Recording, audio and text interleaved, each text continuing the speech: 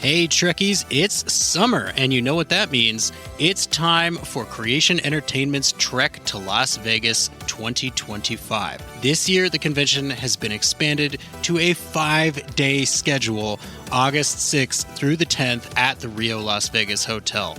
Meet all your favorite Star Trek pros in one place, and hey, maybe you swing by Vic's Lounge and you see our panel. It's a great way to meet people in person and have some fun with your fellow Trekkies. If you can't make it to Star Trek Las Vegas, of course, there's also other events around the country this year. Trek to Orlando, August 23rd through 24th. There's the Trek to New Jersey, September 6th and 7th. And finally, the Trek to Chicago, November 22nd and 23rd. We're looking forward to meeting as many of you as we can this year. So make sure that you get ready to trek to Las Vegas.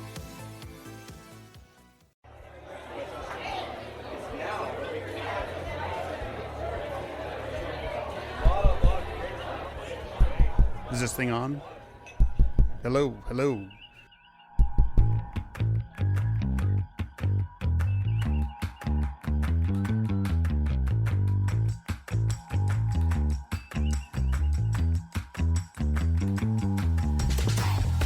Welcome to Open Pike Night. I'm your host, John T. Bolds, here tonight with some amazing guests on stage and in the studio to have a second go-around at Subspace Rhapsody, Episode 9 of Season 2 of Strange New Worlds. Last time we talked about it, we were live at STLV, and we didn't get a chance to listen to our calls that came into the openpike@gmail.com address. So now we are here with a very special guest to talk about and listen to all of our amazing callers. That's right. We wanted someone especially musically inclined to help us discuss this episode, and the Beastie Boys were not available. So we got the second best thing. So without further ado, let's go ahead and introduce our guest. Okay, big breath. I can do this. You got all right, this, John. Joining us today is Isaac from Oh,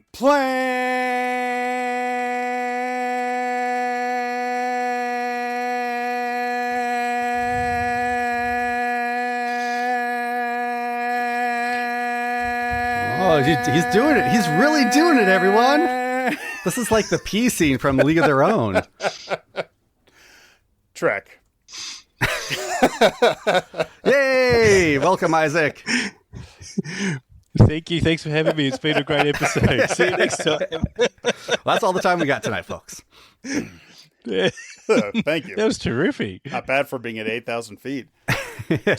Joining me tonight is one of my co-hosts, Cam Greenshirt Harrison, is here looking dapper. Cam, what is that you're wearing? I don't know if it's technically the Karate Kid, Miyagi-Do headband. I had worn it for a wolf from Future Man costume. Ah, nice, and, nice. I found it while helping my daughter clean her room and was like, this is what I'm wearing for Isaac. Excellent. Well, Isaac, you've been a regular caller to Open Pike Night. If any of our listeners don't recognize your voice, they need to go back and listen to several of our episodes because you've been on Open Pike Night quite a few times. Yes, it's always fun to send a clip in. And at times, I was saying before, a little bit nervous as well, particularly when I'm sending something musical in that I wonder if it's actually rubbish and a bit embarrassing. But then I think to myself, you guys make the call on that. Oh, yeah. No. We are delighted every time. We have never thought it was rubbish. So you send us multiple songs, and you've earned a spot on the musical episode guest list. Absolutely. Excellent. That's an honor. Thank you very much. All right. Well, we have several musical submissions today. Let's get right into our first caller. Here is Isaac. A musical episode deserves a musical reply. This song is gonna focus on that James Kirk guy. Do you think it will be a pregnant lady will be Marcus Carroll? I'm gonna remind you that Dax was played by Terry Farrell. Another Carol could be with Child. How about Carol Freeman? Crossover episode, that would be wild. You're at Star Trek Vegas and I'm at Star Trek Taz. It's just me and Andrew's other Mako Gaz.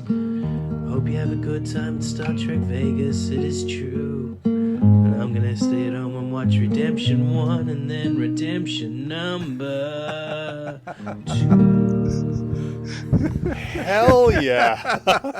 How long do you spend writing those? I actually don't write them, which means I have to do like several takes because I'm like, oh, what was I supposed to say then?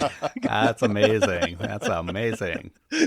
But my point in the song is there's nothing in that episode that suggests that it's Carol Marcus that's with Charles. Oh, that's fair. It's just someone called Carol. That's fair. Yeah. Maybe Kirk has a thing for carols. Well, I don't think Kirk would go, oh, I've already met someone called Carol. Yeah. He'd just go, no, this is way easier, you know? You can never accidentally call them the wrong name. So, yeah. Yeah, exactly. Yeah. Oh, thank you very much. So there could be another Kirk and Carol son out there still alive. Yeah. Oh, man. Exactly. Yep. Sarek Part 2. Well, thank you for that. You definitely took up the challenge of sending in a musical submission. Yeah. Well done. Thank you. Yeah, we did. We had a great time at STLV, and it's, man, conventions are fun, but we definitely needed to hear from all the folks that had sent us submissions, especially for this episode. Mm-hmm. It must have been fun seeing the inbox ping while you're away and knowing that there was more content and like coming. we were pretty busy nonstop. I thought we'd gotten 7 calls, maybe 8. We have 11 calls here today, so yeah, the callers definitely. Yeah, rose I the thought it was 5 or 6. Yeah, Yeah. Awesome. Well, again, this is all about you guys. We've shared our thoughts. Yeah. So, Isaac, feel free to respond to yourself. Otherwise, Yeah, need a bit of cowbell. got a couple notes for past Isaac, August Isaac. That's right. I was thinking some soft piano chords, like going in conjunction with the guitar. Like, yeah, it's a good moody start to a song. I think just some angelic chimes to end it with. Ah, there you go. Right, I've got stuff to work on. All right, here is our next caller on the Open Pike Night stage. My life changes years from now, but even still I feel tied to my captain's vow. And when it finally comes to be, I think I'll finally bow. I'm scared, afraid of what I feel, and I can't tell most of my crew. I know how they deal. Whisper in the captain's ear, pretend it isn't real. So let my future be. Listen, I can't even sing, and I just used 40 seconds. Can you tell how much I love this episode, guys? Can you tell how much I love musicals? This was everything I wanted it to be. I am so glad that Star Trek finally did a musical episode. Subspace Rhapsody was perfection. I think it is the new gold standard of musical episodes, and I kind of hope we get another. We'll see what happens. But yeah, this was just everything. I mean, listen, we also got Captain Pike on his knees professing his love, or, you know, whatever he was professing. His look at the end told us everything. Celia Rose Gooding is a boss. I am running out of time. Keep up the good work, guys. It has been a blast listening to you guys this season. Just keep it up. See you later. All right. Julian's got some pipes on him, too. Oh, yeah. Yeah. I mean, he had some real Pike energy there. Yeah. Well, that's a good lead into talking about how'd you feel about the Pike and Battelle bits there, Isaac? Yeah, it's not the best song in the episode, but it does give away a lot of their relationship and where they're currently at. And this was obviously before we saw the action of episode 10, but there has been a bit of fatalism about their relationship, particularly about him, at least not on screen, broaching that he knows what's coming. Mm-hmm. It's not going to end well, but he doesn't necessarily know how their relationship ends. You know, he just only knows that bit. Yeah, it would have been interesting if he had made some references to his known fate in some songs, and some of the people on the crew who don't know about it would have been like, wait, what? What's he talking about? Why is he singing about fire so much? Like, I could see some looks from Ortegas being like, what the hell are you talking about, Captain? They could have done The One I Love by REM. I mean, that talks about, you know, not only the romance, but the chorus is literally fire. Ah, there you go. Okay, actually, that's a good point, too. It had been brought up, I can't remember we'd heard somewhere somebody saying that they should have reworked existing songs and put new lyrics to them. Do you like that they did new songs, or do we wish they had done some covers? I do like. I like the fact that they're not. And the thing, if you use existing songs, is you're going to tweak it to make it space relevant. And it's not going to be, unless you're using something like Space Oddity by David Bowie. Like there's not many songs that are set in space that you could actually just copy and paste and would actually be relevant. Like the first song that they sing is about what's happening on the bridge right then, and it works because that's what it's doing. Right. Mm-hmm. But if they just picked a random song by, I don't know, Ed Sheeran and changed it to make it about what was happening on the ship, it just wouldn't work. No, I agree. Yeah, it'd be fun if they had some outtakes that were covers that they were singing, something like that. But overall, original pieces was the right choice for sure. Yeah, and there's some really strong songs in the lot, isn't there? Like I get "I'm the X" in my head all the time. It's not even my favourite one that they did, but that one just stays consistently in my head canon, in my head playlist. Yeah. Yeah, that's the one I really need to get learned for our next karaoke. Like that is one I think it's right in my range. I love the lyrics, my favorite song of the episode, so we'll get it down. All right, next up we have Kelly returning to the Open Pike Night stage. Greetings, Open Pike. This is Kelly Zent-Georgi, or Antipodal on Twitter. Yowza! Subspace Rhapsody is a magnificent, amazing, and exquisite episode. I love the whole premise of the episode and the feelings. I went through 12 Kleenex, 4 alone for Uhura's song Solo. All the callbacks to previous episodes. Dr. Corby from Star Trek, the original series episode, What Are Little Girls Made Of? Una's mention of Gilbert and Sullivan from Short Trek's episode Q&A. Jim Kirk's reveal of Carol being pregnant from Star Trek II, The Wrath of Khan. Uhura mentioning Hemmer, and then mentioning Spock drinking blood wine again with the Klingons from The Broken Circle. And La'an taking out the diver's watch in her quarters that was used in Tomorrow and Tomorrow and Tomorrow. Loved the return of Bruce Horak as the Klingon General Garkog. Sad that Chapel is going to accept a 3-month fellowship with Dr. Corby, and the breakup with Spock is now final. Hopefully, as Spock and Chapel go on that EVA in next week's episode, they are still friends. Hope you had a fantastic time at Star Trek Las Vegas. Thank you, Open Pike. Best wishes for Season 2 podcasts, and hailing frequencies are closed. It's fun to hear the calls now that we're several weeks past that next episode. Yeah. Well, I remember thinking like, oh yeah, Corby's just going to be between seasons. Like that 3-month missing Chapel is just going to be between seasons, so she'll just be back at the beginning of Season 3. But I mean, she'll be there, but not having gone to do her fellowship. Oh, you think she'll postpone it because of the whole Gorn thing? It would be a good reason. Yeah. It might be because of the writer's strike as well. well. Yeah. 3 months turned into 3 years. Yeah, exactly. And 3 years, we won't even really go too deep into what could happen to actors' contracts in those 3 years and whether we'll see everybody come back to the bridge or not. But you never know. But yeah, thank you, Kelly. That's a great point. I like that it was a blow off of, just a stress relief for the crew after it really was a pretty stressful season leading up to that episode. And just basically unintentionally vent some stuff they needed to get off their chest. Mm-hmm. It'd be really easy with this episode to not actually have it continue the storylines and just have a separate episode like in the Next Generation mold that it's like The Simpsons. Everything resets at the end of the episode and everyone forgets about what's happened within it.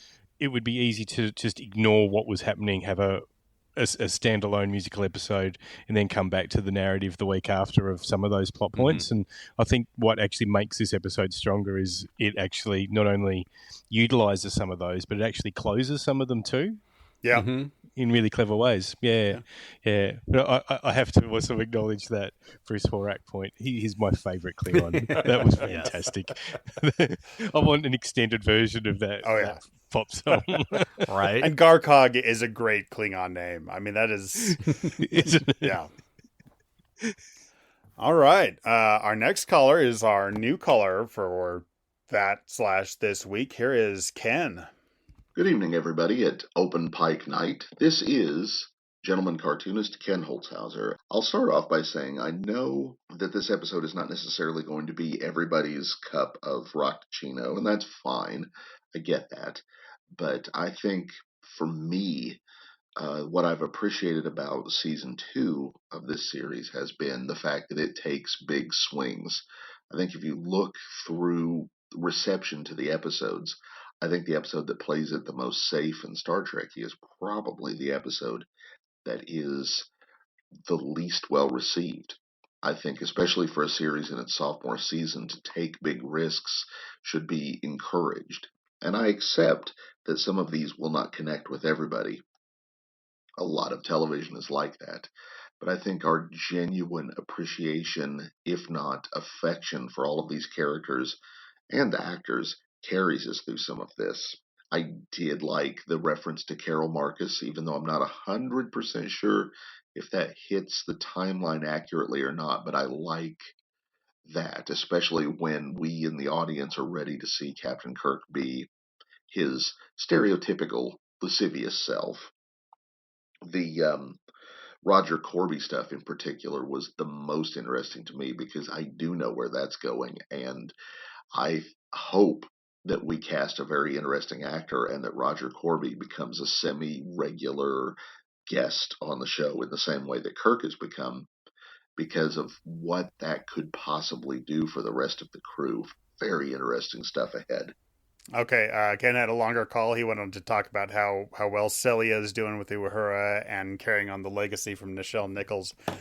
I like his point there at the end about make Corby a semi-regular. Mm-hmm. I say take it one step further and create the most beloved character in history so that people just know the whole time that he just dies off screen. just make him into a wash from Firefly kind of thing. That would be good. That would be good. So, did I miss Corby in it? Was he a character or just referred to? No, just referred to, yeah. Oh, right, yeah. I just heard it a couple of times now. I'm like, yeah, did I drift off? I'm so Heard the name and clung to it. Yeah, for sure. Yeah. People keep saying that the Carol Marcus timeline isn't adding up. It feels like it should. He was about 27-ish, late 20s, right? Yeah, late 20s, yeah. I think the problem is that surely they would have talked about it. I think that's the timing that doesn't line up. That it's never mentioned that she's got a kid until Wrath of Khan. Yeah, but I mean, even in Wrath of Khan, they're like, you said you'd stay away. Like he kind of cut that part of his life out. It definitely felt like he was intentionally doing that. So I buy that he never brought him up. It's kind of like the why do heroes have a secret identity? It's like to protect the people they love. Why was the captain of the Federation flagship not publish that he has a vulnerable kid out there? Oh, that would be an interesting subplot for Kirk. Yeah. Yeah, if the Kelvin movies are canon, then you could also say that he's learnt from his dad as well, that he doesn't want to have Starfleet in his kids' lives. Yeah. I mean, Star Trek loves orphans. Yes. And it doesn't love parents. That's yeah, right. exactly. So Kirk is not going to tell anybody that he has a kid because that just puts a target on your back. That's right. Yeah. The other point that the caller made about it's good that it doesn't just take safe swings is a really good one. Like I was thinking, what's one of the safest episodes ever of Trek, and that would have to be the Riker clip show at the end of season 2 of TNG. That's the right reaction, Cameron. That episode sucks, and I like all Trek, but it's a really safe, easy episode that doesn't take a swing at all, right? And that's why we don't like it. But this one, the crossover with Lower Decks is fantastic, and the safe way of doing that would have put them in the Lower Decks episode, not in a Strange New Worlds episode. They went the swings they've taken have been huge, and I think they've all hit this season. It's been fantastic. Yeah. It was a hell of a season.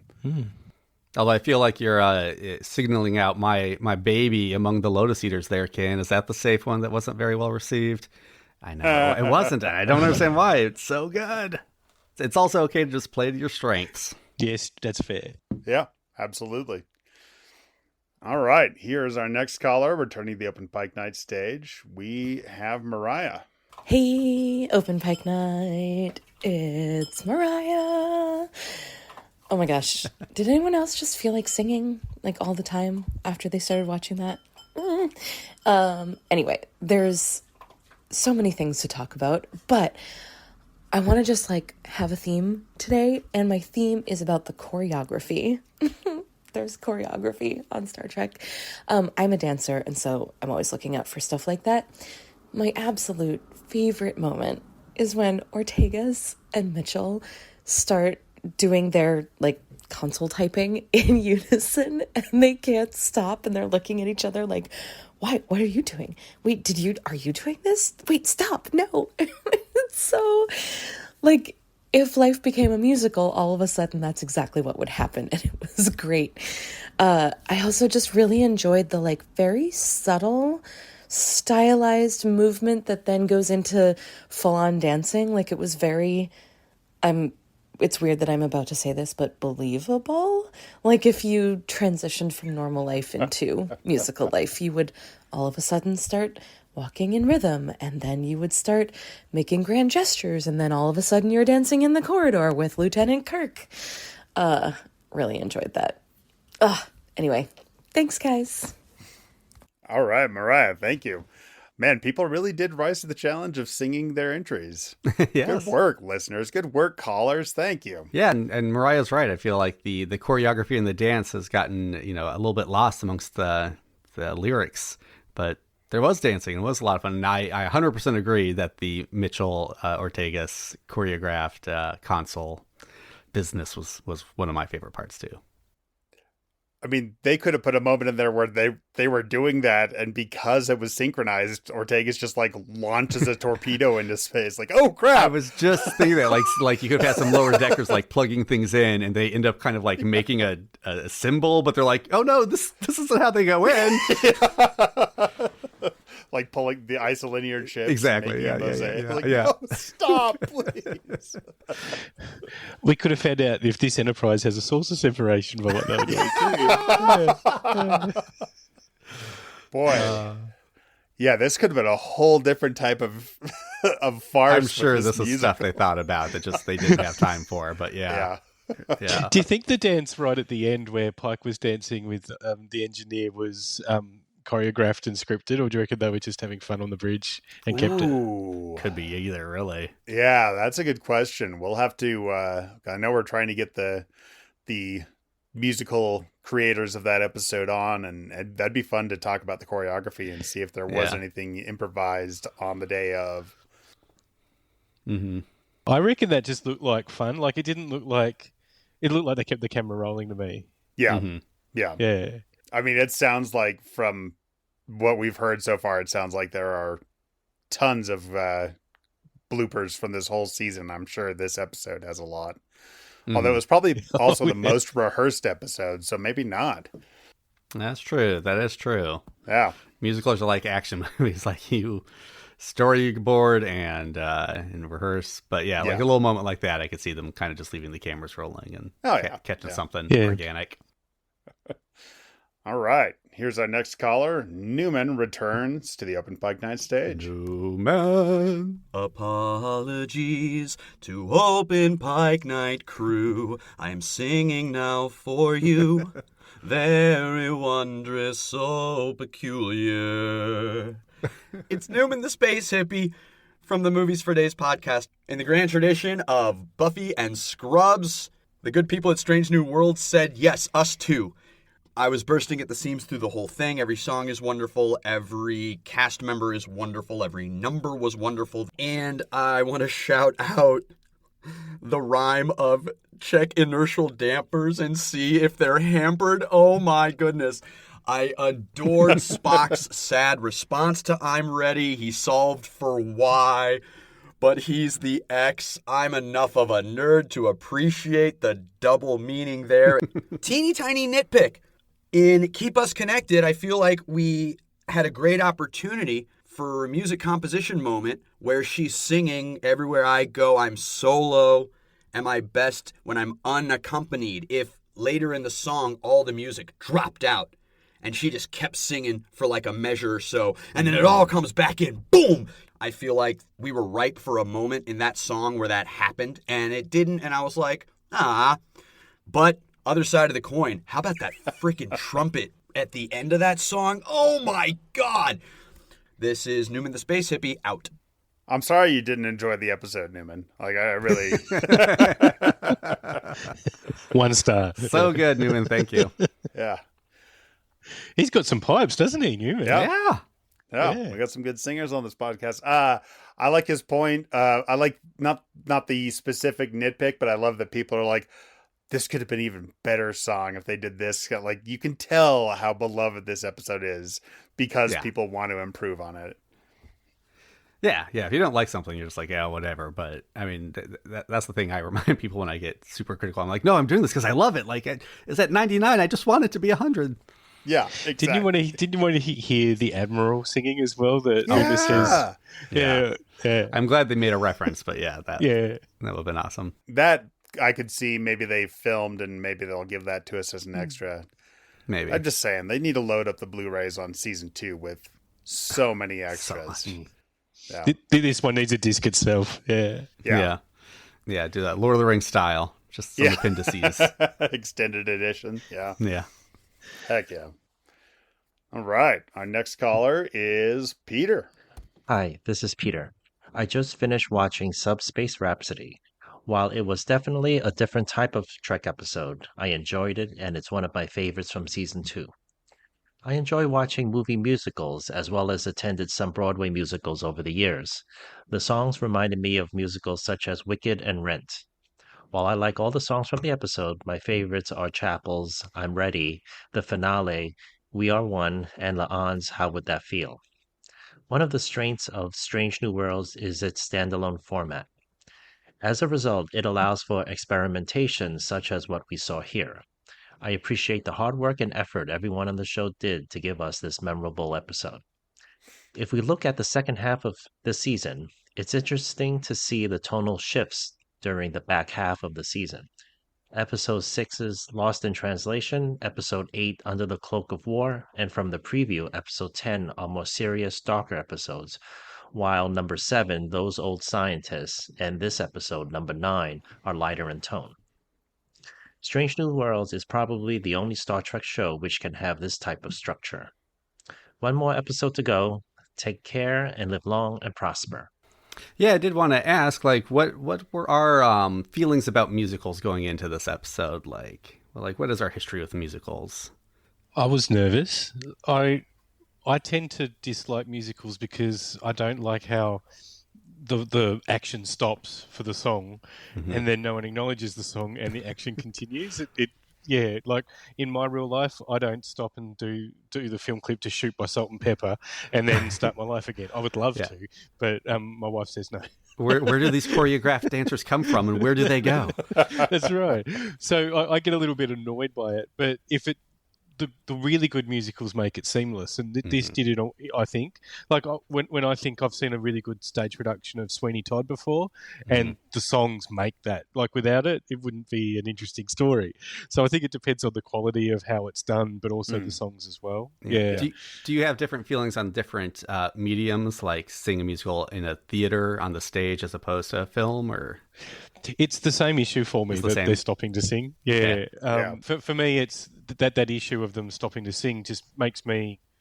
It stops the story for me. So I'm like, all right, let's just finish the song and get going with the story. Yeah, for me, like, I don't have a problem with the musicals on stage. I mean, some are definitely better than others. I saw Les Mis in high school and loved it. Saw Miss Saigon, did not love it, but they did bring a fucking helicopter onto the stage, so that was cool.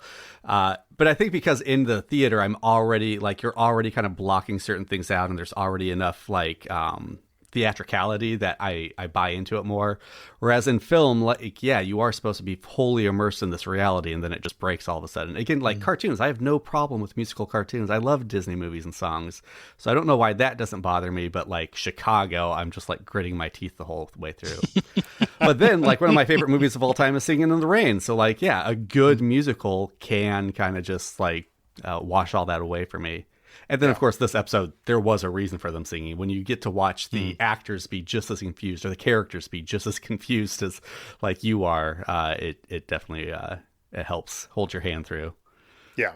And there's been a lot of, I mean, not a ton, but there have been other musical experiments that are meta references to, it's like, hey, why are we singing all of a sudden? Why are there, where did the dancers come from? And it's a fun bit, and they did it right in this episode.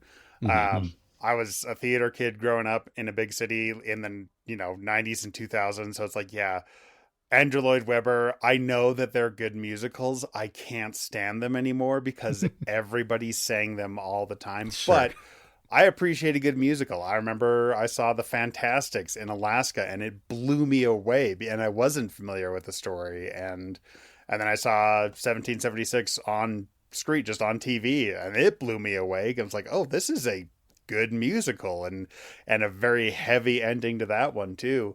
So I do appreciate a good musical. I've seen bad ones, but also, like Peter brought up Rent. I can't stand Rent, but I appreciate it exists so that Team America could sing Everybody's Got AIDS. Like, there's we couldn't have that without Rent, so I will accept it.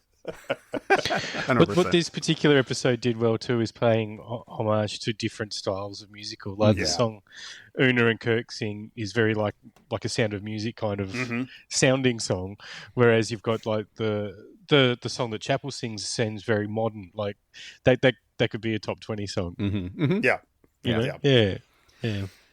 And I did want to go back to Newman, I think, who had brought up other television individual musical episodes. So, of course, everyone's been mentioning Buffy, and we know that the writers were a fan of the Buffy musical episode. I had forgotten Scrubs had done one. I wonder if that was in the seasons I didn't watch. I watched like the first 5, but that was also years and years ago. Sykes had to have done one, right? Oh, man, I don't know. They've done so many like kind of genre-specific episodes. They had to have done a musical. Did Community ever do a musical? Oh, I don't. They did like a Ken Burns documentary. I don't think they did a musical, though. Yeah. They did a holiday claymation, but not a musical. Yeah. So. Okay, yeah, I didn't know if we need to get more TV shows with more musicals. Yeah. Well, this might be a new trend. All right. I'll take it as long as they're good every time and never fail. Yeah. That's right. All right, our next caller is Platty. Hey there, Open Pike Night. This is Platty M3 with my hits, shits, and misses. Now, hits, honestly, the whole episode and how it balanced storytelling and singing. They did a very balanced show. Great musical. Uhura's song was my favorite, but holy shit, there's like a 30-second part of that finale that was just amazing. The Klingon boy band completely stole the show. Just ask Sam Kirk, who was jamming out to them, but it was the crew's reaction to that really got me going. Pike's face, like mid-Klingon song and post-Klingon song, was to die for. Also, that little section started with Spock slipping in a little won't to the line that La'an and Pelia were singing about how they'd miss singing. And then he slips in the words, not exactly, to when the crew was singing about the Prime Directive. So, seriously, that 30-second section just could be on repeat for hours and hours and continually make me happy. Shits, well, La'an and Spock's love life. And I feel like maybe Pike's is going to be Gorn soon, too. So, priority 1, not boding well here. Misses. Oh, I missed more Anson Mount or Babs singing. There was not nearly enough of them. Like Babs' face when he was skipping out of sickbay singing during the finale. Oh, we need more of that. More of that. All right, Strange New World count. We didn't get one. But don't even care this time. 6 out of 9 so far. And this episode had singing Bruce Horak, not diving Bruce Horak. So season 2 gets the win. I did miss more Babs singing. Like, sure, it would have been fun. Would have been fun to have, even if it's like, it doesn't have to be good, man. I have a feeling Babs didn't miss more Babs singing. Oh yeah. Does he only have one line that he sings? Yeah, he's got like 1 or 2 in Med Bay, and then 1 at the end, I think. And yeah, because that left ankle sprain, that one stays in my head. Yeah, that's right. Yeah. I like that line. And Ortega's too. She's only got like 1 line. She must be another one who's like, yeah, I do stand-up comedy. I don't sing. And then Pike or Anson Mount, like, again, much better job than I could, but you could tell he was very controlled and rehearsed, and he had spent a lot of time to make it that he could get through those songs. Yeah, he did his vocal warm-ups that morning for sure. Like, I gotta get this. With that cast, though, you play to your strengths and you give the songs to where they go. Oh, sure. Oh, yeah. Like You they've got got some big singers, don't they? Yeah, you got Rebecca Romaine, you got Chrissy Chung, and you got Celia Rose Giddings. So yeah. Yeah. Who are you going to give the songs to? You're going to give it to them. yeah, and both Ethan Peck and Jess Bush, I thought were surprises for me. I liked both of them. Battelle too. She didn't get a whole lot, but Yeah. in their this is a private conversation. I'm like, oh, she's bringing it. She's I think that's the song that always gets stuck in my head. I really like that one. yeah. It's just one of those kind of like fun call and response ones. Yeah. What is your favorite song, Isaac? You'd mentioned you have one earlier. I think it's actually the opening one. Yeah. Where I don't mean the opening credits. The song where they Right. the why are we singing one. Yeah. Yeah. That's probably my favorite one to watch, at least. Yeah. Yeah, they had that was a full shipwide. That was the full crew singing, and like at least they went all out for what the song was in each case. Like, yeah, they had Kirk and Una dancing in the hallway. They had La'an doing the big passionate ballad. They and Uhura, both of them just like fully going at it. And they had Spock's song be all moody and kind of dark. Again, we've talked about not dark enough, not heavy enough, but Heavy. Did you want like grunge kind just of a little? coming Yeah, out of We've Spock? talked like a little industrial, maybe. they're in an engineering bay. Yeah, 9-inch nails. Some Trent Reznor. Exactly. Yeah. Some Tool. Yeah. Yeah. I'm not a musical person, but I'm willing to bet that maybe that first song is really underappreciated because, of course, singing is emotional, and we get a lot of emotional songs. You don't get a lot of like confused singing, and they do a superb job of balancing like the performance of what the fuck is happening with carrying a note and sounding good. And I mean, it walks a very fine line, thinking back to it, really, that you don't hear in music a lot. It's a good point. Yeah. And I think the other ones are more focused on because you remember them more. Yeah. Because they're later in the episode. Well, and they're more traditional songs. You're singing, you're sad or you're happy.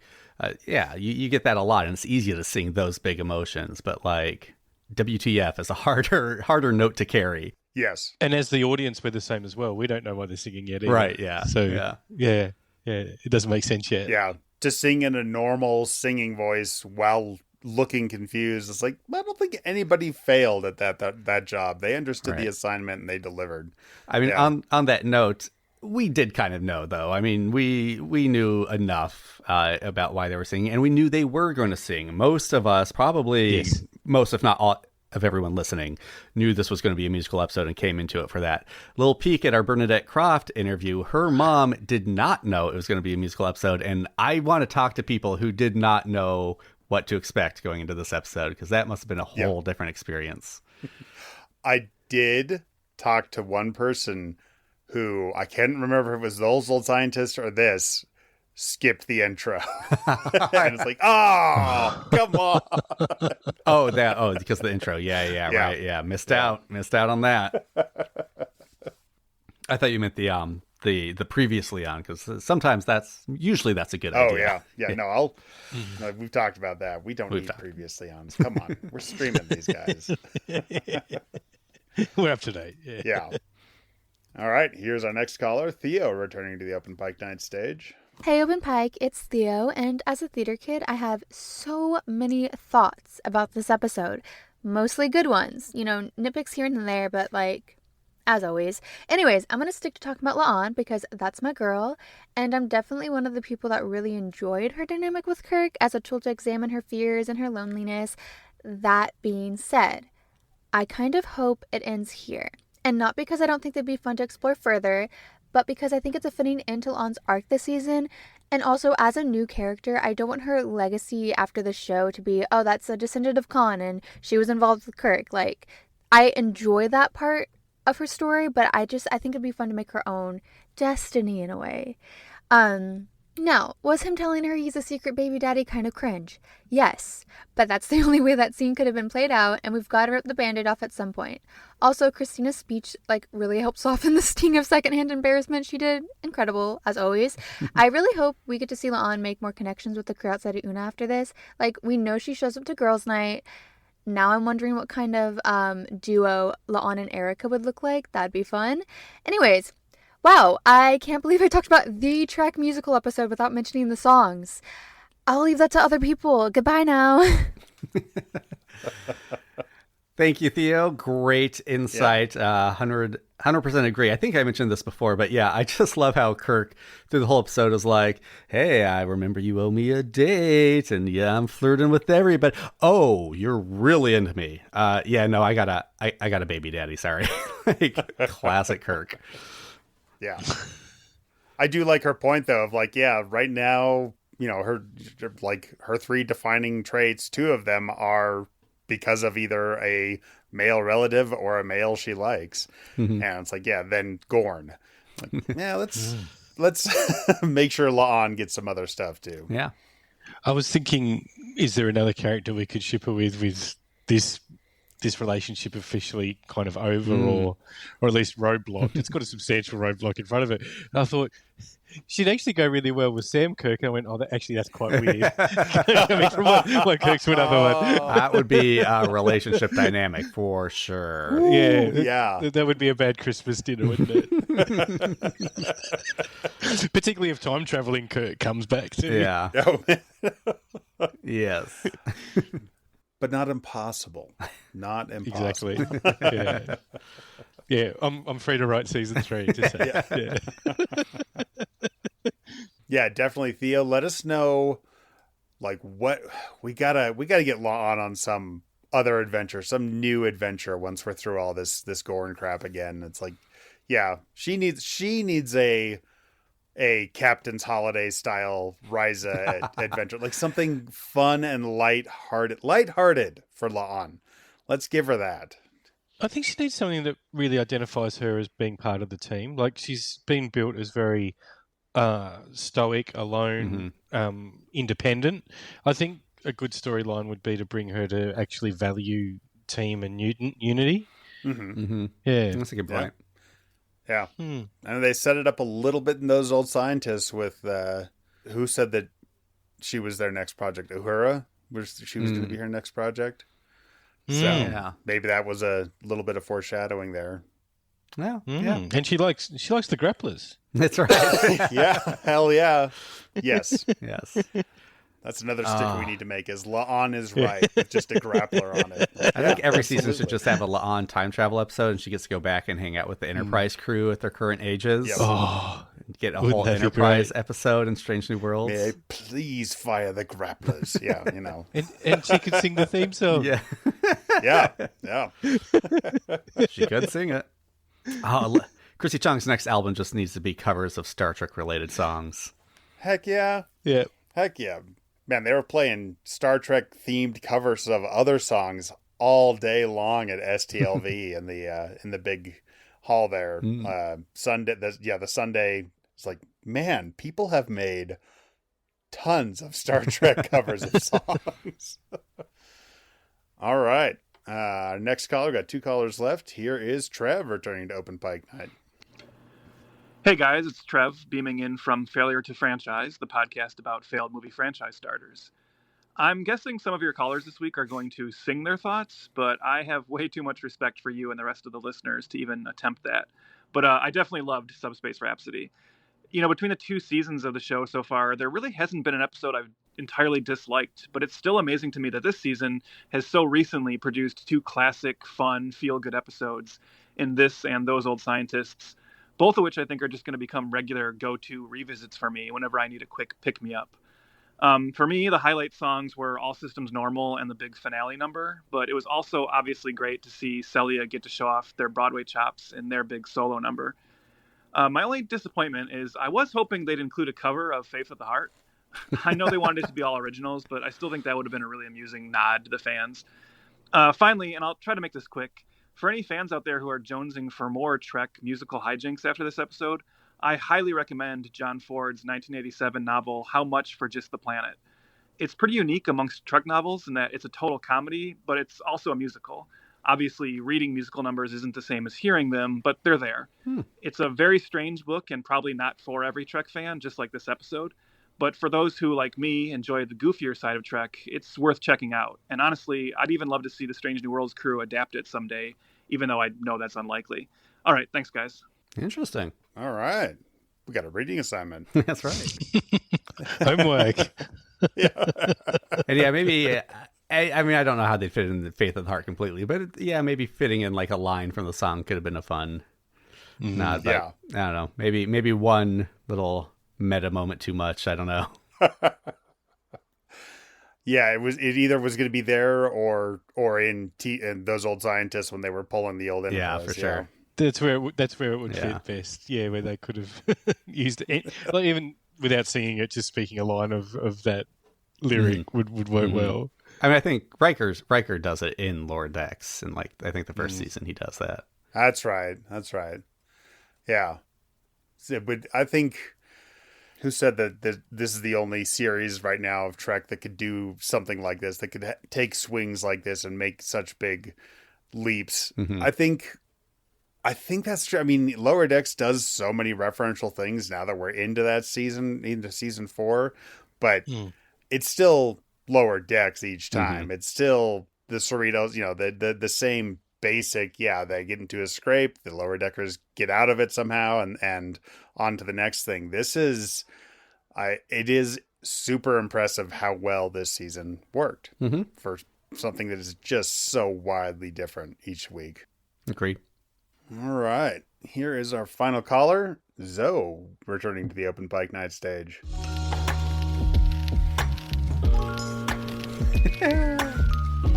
Zoe. Yes.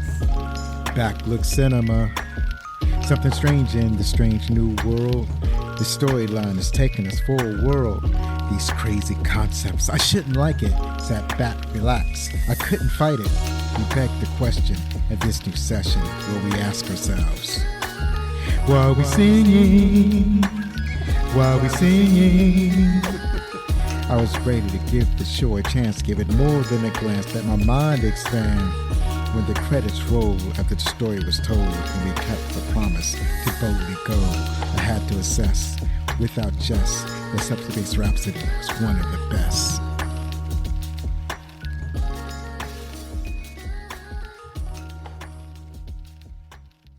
I have no notes. I am so glad we did this episode. These calls have been so good, and that was the Uhura, the Celia Rose Gooding moment for the end. That was amazing, Zoe. If I don't talk again for the rest of this episode, can we use that time and listen to the song again? That was awesome. I will absolutely pass that song on because, man. Yes. So that was great. Very good. And I'm glad I literally went in alphabetical order for callers this week, and I'm so glad I did because, man, what a capper. Yes. Yeah. That's amazing. I think I like the episode more now just listen to all these calls. Yeah, absolutely. I'm going to be hearing the caller songs when I watch the episode from now on, too. Yeah. We'll have to release a little companion album piece, put them all together in one YouTube video so you can watch it right along. Oh, that'd be good. The Open Pike Night album. Yeah. Man, thank you all so much for calling in. And Isaac, thank you for being here to talk about Subspace Rhapsody with us again. Yes. Oh, I appreciate the invite. This was so much fun. Thanks for having me on. Let me raise one more question. We've had some theater nerds call in, and John's a self-proclaimed theater nerd. What are some of our favorite musicals? We can get a little chat going on Twitter, perhaps. Yeah. Yeah, for me, I guess my favourite musicals growing up, I loved The Sound of Music. I'd put that on. I reckon I've said it 50 times. I used to love No, I think I actually liked the songs in it. Yeah. And I guess I mentioned earlier, Sweeney Todd is a pretty cool musical as well. I really enjoy that one. Yeah. Yeah, like I kind of mentioned mine already. I do love Les Mis so much. The recent movie was also really good. And Singing in the Rain, and all the theater kids are going to fucking kill me here, but Gotta Dance, just one of the worst sins of cinema history. Let's just stop the forward momentum of this fun, lighthearted movie to a halt. Oh my God, just cut that out and it's a perfect movie. Yeah. Come at me, bros. At me all day. I don't care.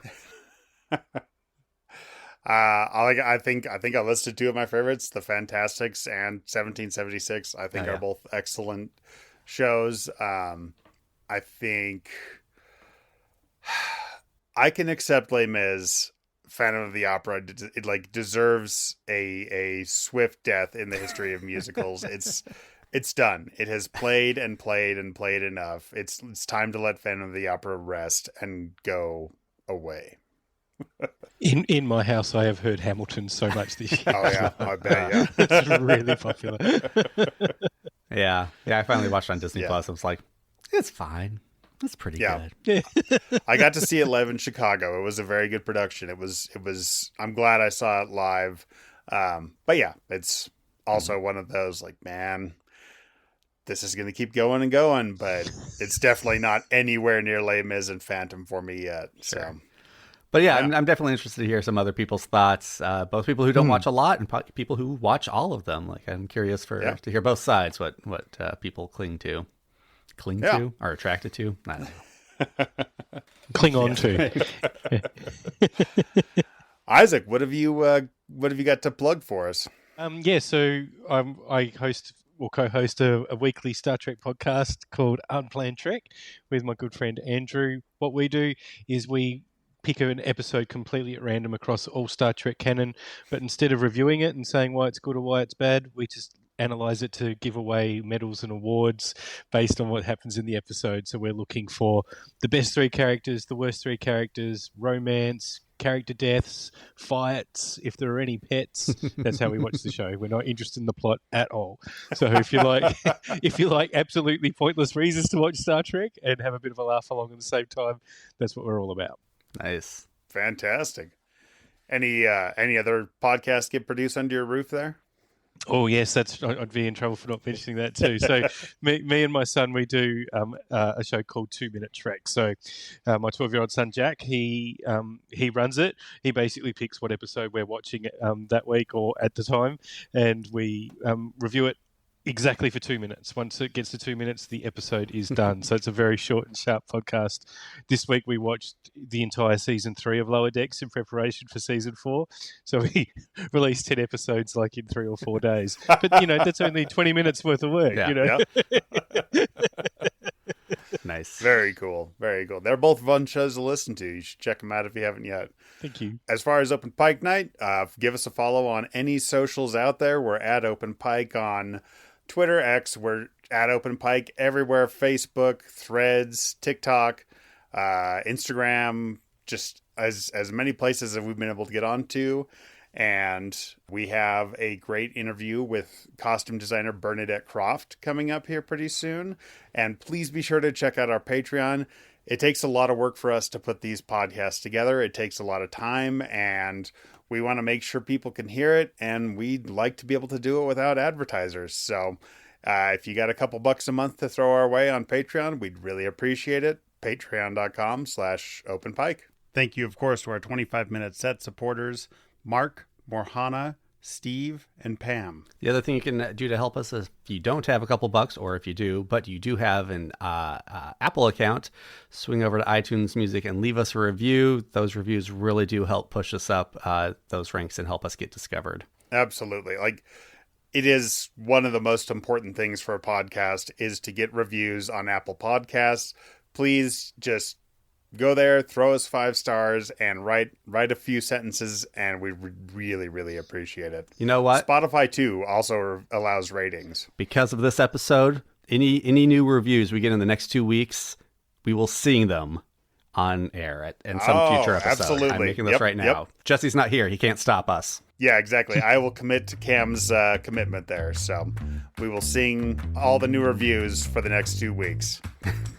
Yeah, leave us a review before September 24th, 2023 to hear it sung out loud on the air. We will omit your name if you so desire. So, Cam, when you're not on the Open Pike Night stage, where can folks find you? They can find me talking about Star Trek The Next Generation and now DS9 over on Green Shirt, a newbie's trek through TNG. You can find it wherever you're listening to this. You can throw us a review while you're at it, and you can also follow us at GreenShirt87 on Twitter or Green Shirt Podcast on most of the other social networks. Fantastic. Thank you once again to all of the callers who sent in wonderful songs this week, and to everybody who called in. Thank you to our listeners. Be sure to clean up after yourselves. Be sure to tip your servers. You can go anywhere you want, but you can't stay here. Bye.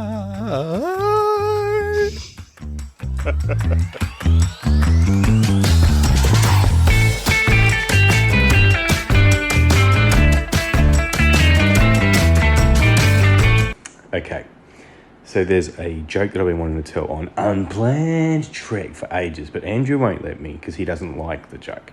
But given that this is something that you ask your guys to do, I thought I'd bring it here and you guys can say if the joke's good or not. And because I'm nervous about this joke, this is actually now my third take actually trying to say it. But it won't be obvious because your amazing editing skills will get rid of the first two takes. Anyway. Guy walks into a library and says, "Excuse me, can I have some fish and chips, please?" The librarian comes from behind the counter and goes, "I am sorry, sir. This is a library." And the guy goes, "Oh, no, it's my mistake. I'm sorry. Can I have some fish and chips, please?"